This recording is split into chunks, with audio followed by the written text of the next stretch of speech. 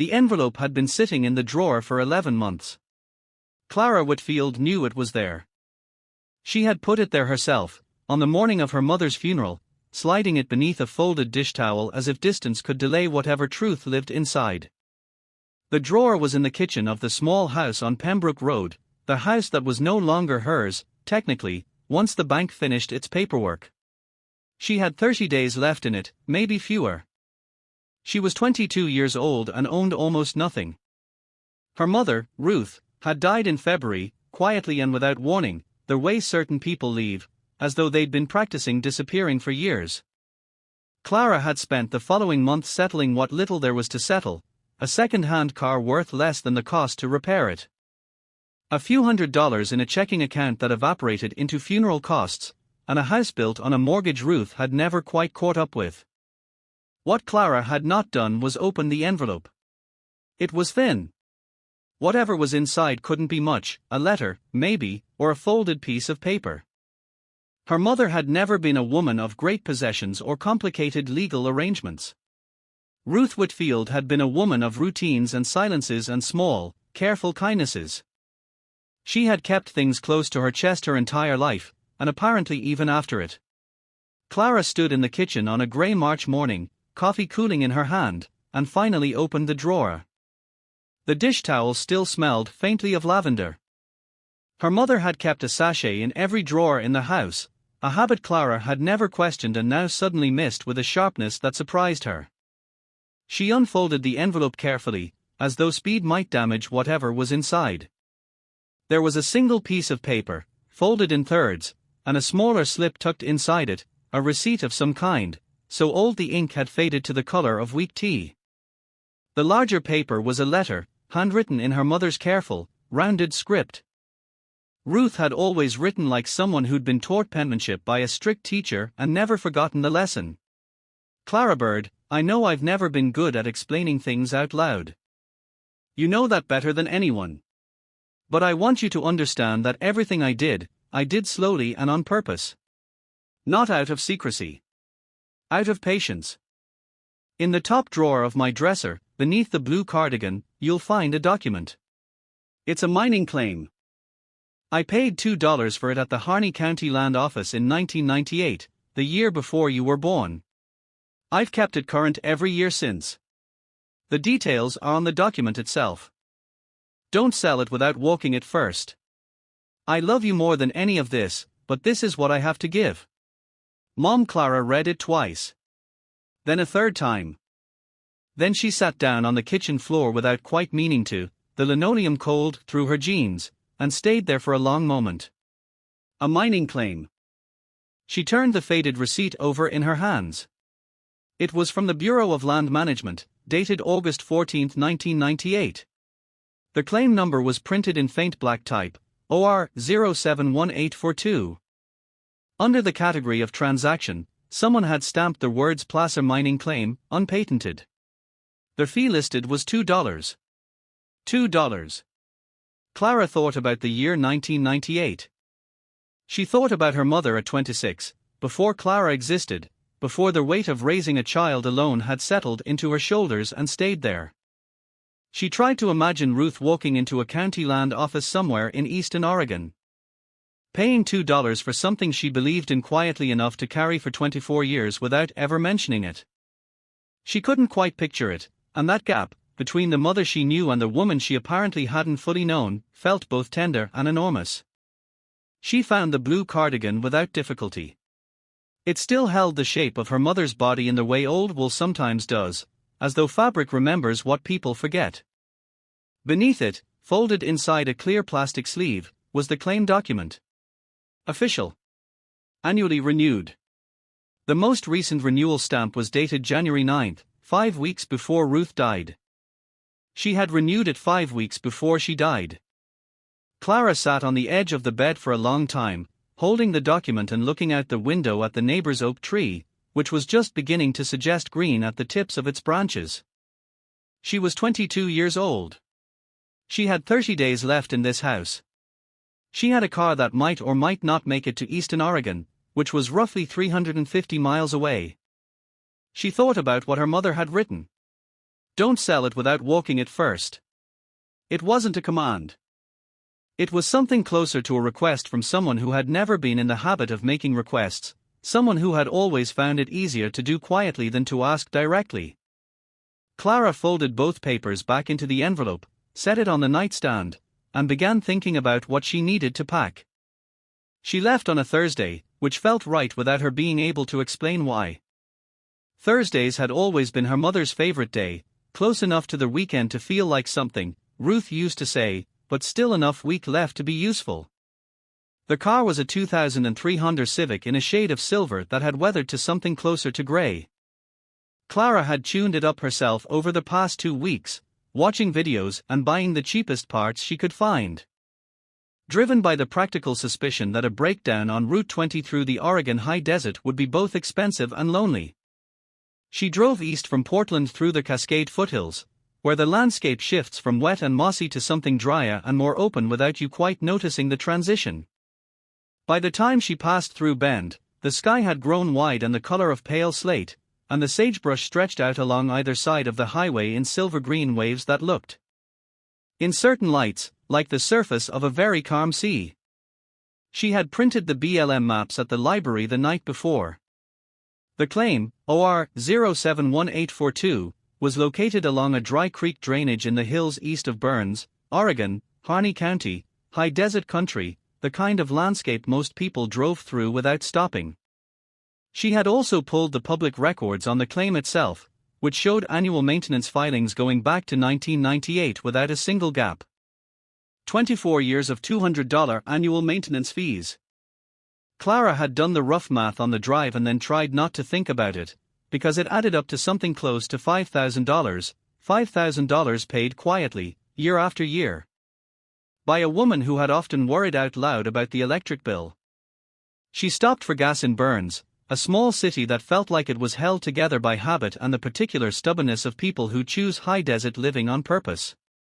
The gas station attendant, Oregon still required them, was a man in his 60s with a sun-darkened face and the unhurried manner of someone who had been in the same place long enough to stop. Rushing. "You headed somewhere?" he asked, not impolitely. "Out toward the hills," Clara said. "I have a mining claim I need to look at." He nodded as though this were ordinary. "Your first time out here?" "Yes." "You'll want to take water. More than you think." He handed her receipt back with the calm authority of someone giving practical advice rather than performing it. She bought 4 liters and a gas station sandwich and drove the remaining miles on a road that narrowed gradually until it was barely a road at all, more of an understanding between gravel and direction. The claim was marked on her printed map with a small rectangle and a claim number.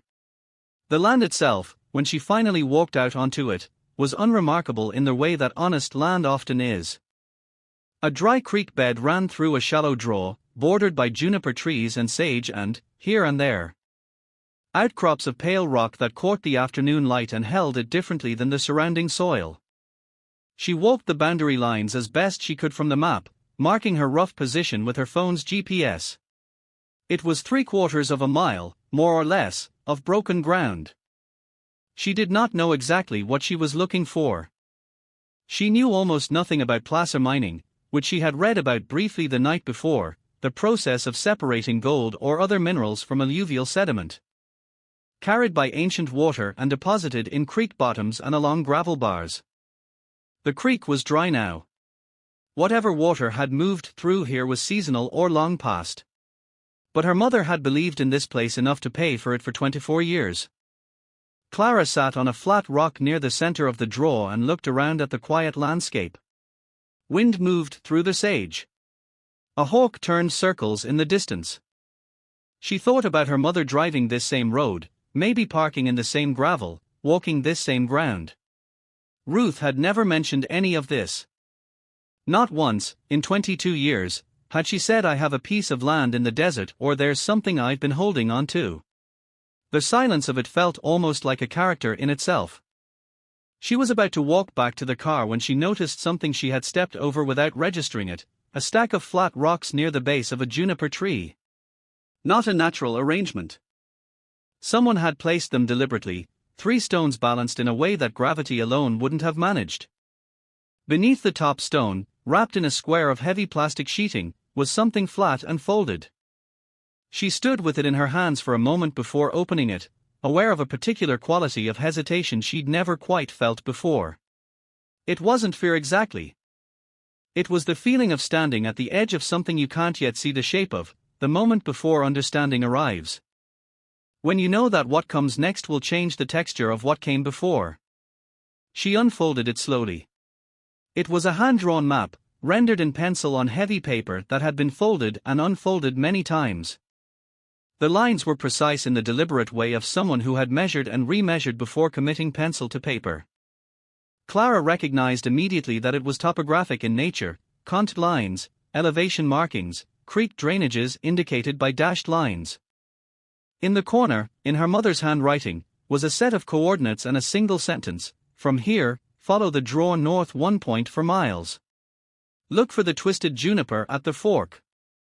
The second claim is filed under OR 071891. A second claim.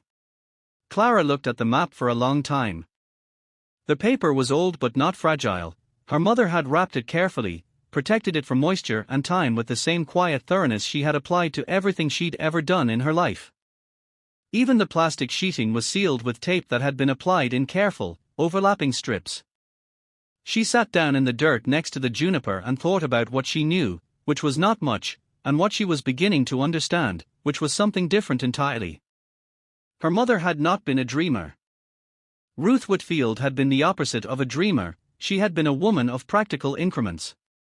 Of grocery lists and mended clothes and library books and small dignities maintained under financial pressure. She had worked as a bookkeeper for a local landscaping company for 15 years. She had driven a car for 7 years past the point where most people would have replaced it. She had clipped coupons with the focused attention of someone for whom the savings were real. And she had, for 24 years, paid to maintain 2 mining claims in the Oregon high desert. 2 claims. At minimum. Clara photographed the map carefully, then refolded it and tucked it into her jacket pocket. She looked north along the draw. The light was beginning to shift toward late afternoon gold, and she knew the desert well enough from the drive to understand that she did not want to be navigating unfamiliar ground after dark. She walked back to the car and sat for a while with the engine running, looking at the land through their windshield. Her mother had said don't sell it without walking it first. She had not said there's only one. She had been precise in the way she was always precise, saying exactly what she meant and leaving space for discovery. Clara had the sudden, clear understanding that Ruth had constructed this very carefully. Not as a puzzle or a mystery, her mother had no interest in drama. But as a sequence. A deliberate unfolding that required physical presence, movement, attention. As though the land itself was part of what needed to be understood before the claims could mean anything. She drove into Burns and found the cheapest motel she could, a clean but spare place that smelled of industrial detergent and the particular quiet of rooms that have held many temporary lives. She ate the remains of the gas station sandwich and spread her maps on the bed and looked at them until her eyes grew tired. Before she slept, she pulled up the BLM public records on her phone and searched for OR 071891. It existed. Annual maintenance paid through the current year. Filed in Ruth Whitfield's name, just like the first. She found the second claim on Friday afternoon. The walk north along the dry draw was longer than it looked on the map. Terrain has a way of expanding underfoot that no printed line quite captures. She wore the same boots she'd worn to her mother's graveside service, which felt either appropriate or coincidental. And she carried water and the hand-drawn map and a growing quietness that had settled into her over the past 24 hours. The twisted juniper was impossible to miss once she rounded the fork in the draw. It had grown into itself over what must have been decades. Its trunk corkscrewed in a slow spiral that gave it the appearance of something mid-gesture, caught in the act of turning towards something just out of frame. The second claim was larger. She could tell from walking the edges, consulting both her printed BLM maps and the hand-drawn guide. It covered a section of the draw where the dry creek bed widened into a shallow basin, the kind of geological feature where, Clara had read, placer deposits tend to concentrate. Where old water, slowing down as it spread, had dropped whatever it was carrying. The rock formation here was different. She was not a geologist and did not pretend to be, but she could see that the exposed bedrock along the basin's eastern edge had a different character, darker, more fractured. Interrupted at intervals by seams of quartz that caught the light and held it in the way ordinary rock does not. She spent 2 hours walking the basin, looking without knowing entirely what she was looking for. She took photographs of the quartz seams, the bedrock exposures, the color variations in the gravel of the dry creek bed. She was not qualified to assess what any of it meant. But she was beginning to understand that her mother had been, in some way she hadn't expected, a careful observer of this ground. Under a flat rock near the basin's center, placed with the same deliberate balance as the first cache, she found the second wrapped package. Inside was another map. And a letter. The letter was shorter than the first. Clara Bird, if you're reading this, you walked it like I asked. Good. The third claim is the one that matters most. Not because of what's in the ground, though I believe there's something there, but because of what I found when I filed it. There's a name in the county records attached to that parcel's history that I think will mean something to you. The map will take you there. But read the county records first. Ask at the land office in Burns for the historical chain of title on OR 071944. Some things need to be understood before they are seen. I love you, Clara. Clara sat in the dry basin for a long time after reading that. The hawk she had seen the previous day, or perhaps a different hawk, moved in the same slow circles high above. Some things need to be understood before they are seen. She thought about her father, which was something she rarely did because there had never been much to think about. Ruth had told her, when Clara was old enough to ask directly, that her father had left before Clara was born, not dramatically, not with cruelty, but with the particular failure of someone who had not been ready and had known it. Clara had accepted this the way children accept the facts of their particular lives, as simply the shape of things, not a wound exactly, but a permanent absence in the architecture. Ruth had never spoken bitterly about it. She had also never spoken about it much at all. Clara drove back into Burns that Friday afternoon and walked into the Harney County Land Office 15 minutes before it closed. The woman at the counter was patient with her in the way of someone who enjoys the specificity of records.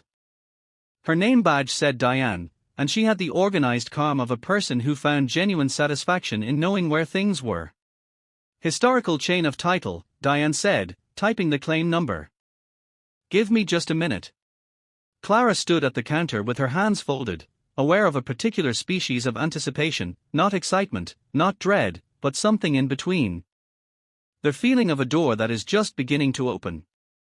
Diane printed several pages and brought them to the counter, laying them out with the careful orientation of someone presenting something worth reading. This parcel has an interesting history, Diane said, not unkindly. It was originally filed in 1971 by a man named Thomas Whitfield. Maintained annually through 1997, then lapsed. Refiled in 1999 by Ruth Whitfield. Clara looked at the name. Thomas Whitfield. Do you know if there's a relationship indicated between the original filer and the 1999 filer? Clara asked, and was surprised by how steady her voice came out.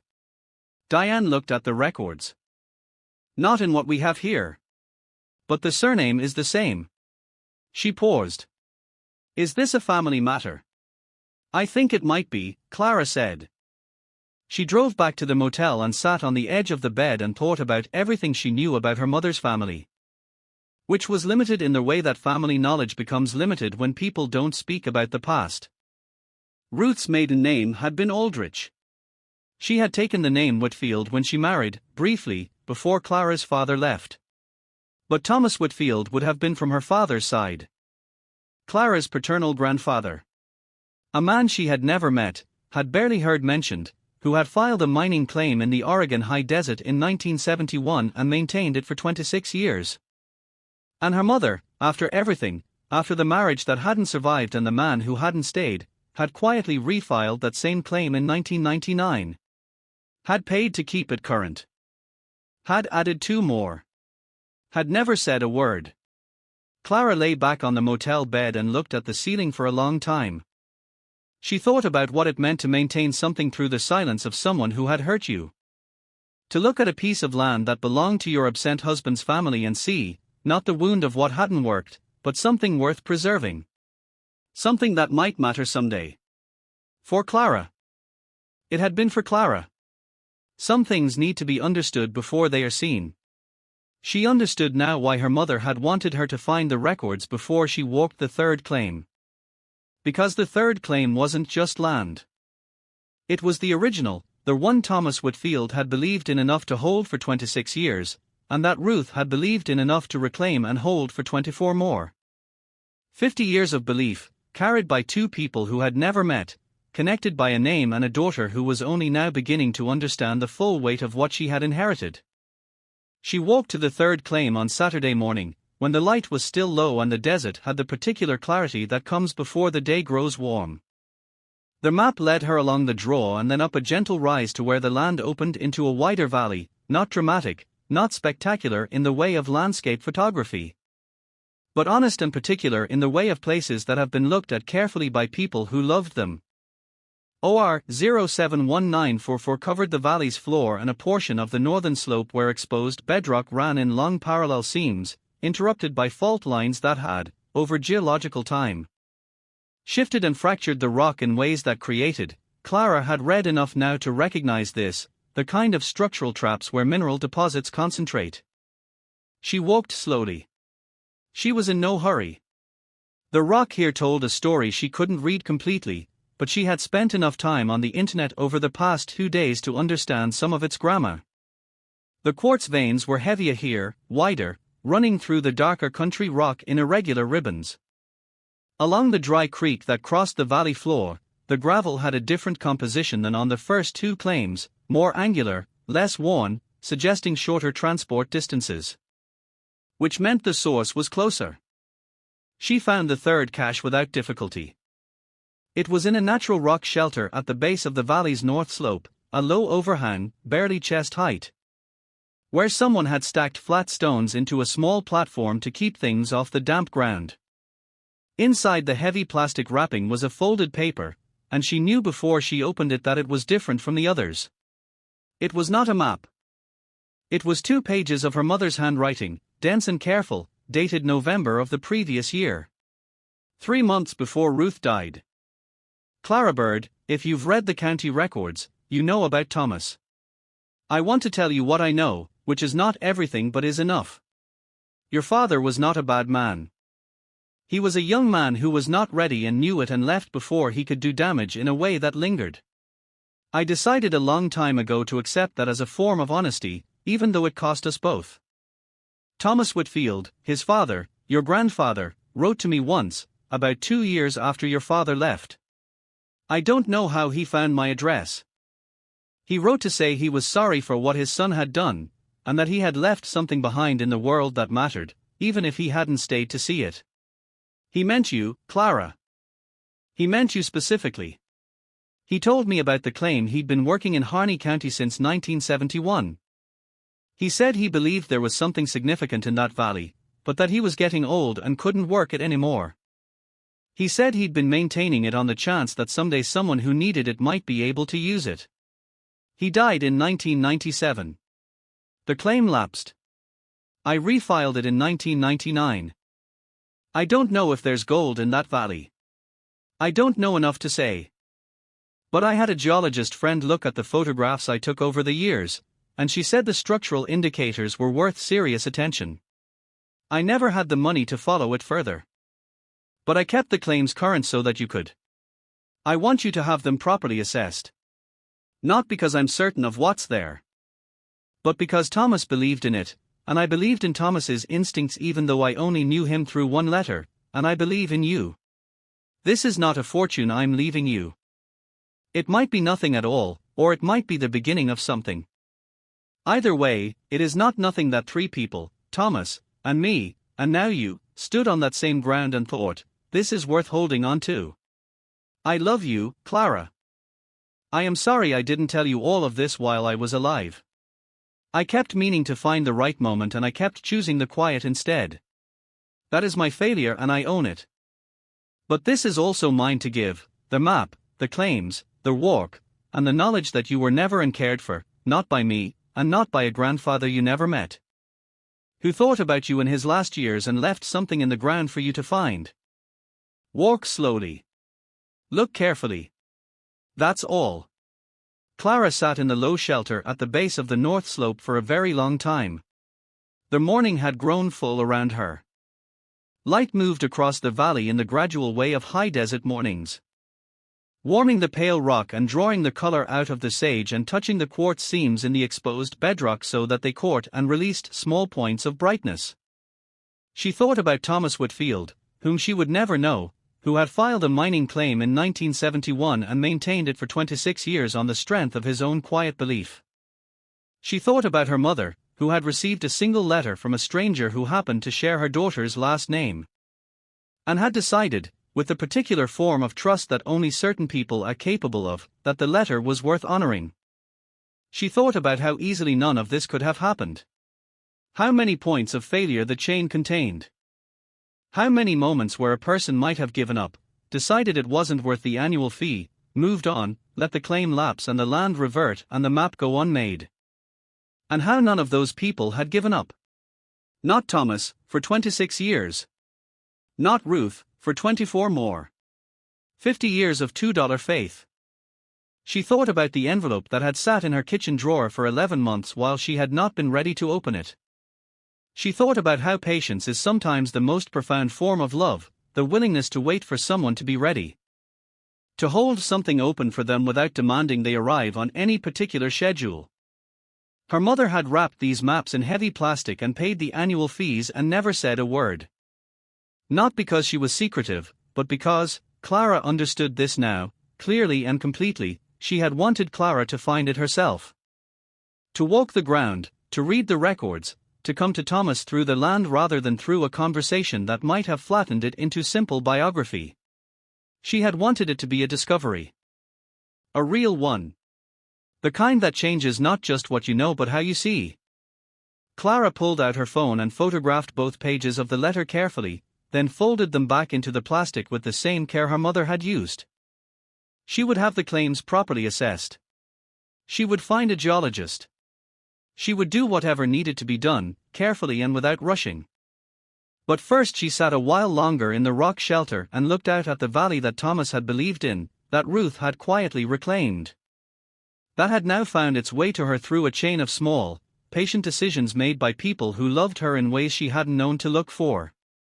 The quartz seams caught the morning light. The hawk, she was certain now it was the same one, turned its slow circles above. Clara Whitfield drove back to Portland on Sunday with the windows down, the high desert giving way to the mountains and the mountains giving way to the green western slopes. And she thought about what it means to be left something. Not money. Not certainty. Not even success, in any of the forms she had spent her youth imagining success might take. What her mother had left her was a sequence of attention. A trail made not of clues but of care, $2 paid in 1998, $200 paid each year after, a geologist friend consulted quietly over the years. Maps drawn and wrapped against weather and time, stones balanced over packages in the desert as though even the hiding was tender. She thought about Ruth driving that same road in her own unreliable car, parking in the same gravel, walking the same draws, and believing, not loudly, not with the evangelical fervor of certainty, but with the low, steady persistence of someone who understood that most worthwhile things take a long time to become visible. She thought about Thomas, whom she would spend the coming months trying to learn more about, old records, county archives. The careful archaeology of a person who had cared about her before she existed. She thought about how the third claim had been the original. How her grandfather had stood in that valley in 1971, more than 50 years ago, and thought, this is worth holding on to. How her mother had stood in the same valley and thought the same thing. How she herself had sat in that rock shelter and felt, for the first time since February, that the world contained more structure than she'd been able to see. She was 22 years old. She was broke in the technical sense. She still needed to figure out where she was going to live in 20-something days. But she held 3 mining claims in the Oregon high desert, maintained without a single lapse across 50 years by people who had loved her, one who had known her all her life, and one who had never met her at all. She held a letter written by her mother in November, 3 months before death, finding finally the words that quiet people leave for last. She held a question she would carry for the rest of her life: how many other things are out there, held open for us by someone we haven't yet thought to look for, patient, paid for, waiting, while we stand in our kitchens with the drawer closed, not quite ready to know. The road unrolled ahead of her, long and simple and full of time. She drove slowly. She looked carefully. That was all. Some inheritances don't arrive in envelopes. Some are written in the ground, in the annual payments of people who loved quietly, in the trails they left through the desert for the daughter who would one day be ready to walk them. Ruth Whitfield paid $2 for a piece of land the year before her daughter was born. She paid it every year after. That is their whole story. That is also not the end of it.